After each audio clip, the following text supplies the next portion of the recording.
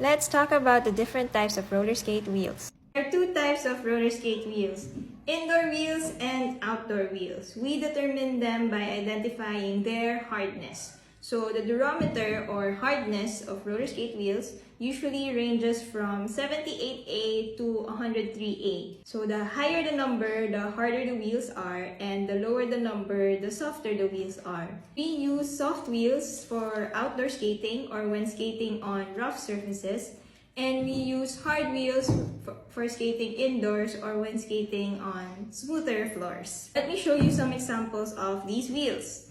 So the first one is the Raider Energy wheels. These are one of the most popular outdoor wheels and it has a hardness of 78A and it also has good reviews. Sabi nila nagiging smooth daw ang mga kalye kapag ito yung gamit nila.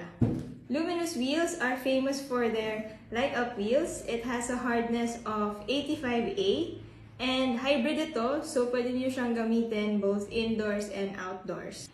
Riva wheels are indoor wheels. It has a hardness of 96A and ginagamit ito sa skating rinks for doing jam skating or dance skating. Another example of indoor wheels are the Moxie Fun Day wheels. So this also has a hardness of 96A and it's famous for its marbled design.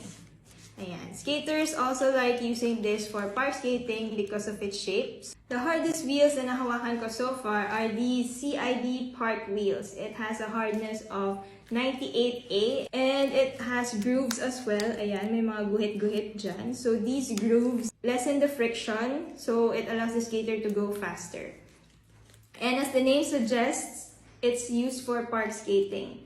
Meron ding other versions itong wheels na to, and they can go up to 103A. So those are the things you should consider when choosing which wheels to use. But at the end of the day, it's all a matter of preference kung anong feeling ang gusto nyo when you're skating.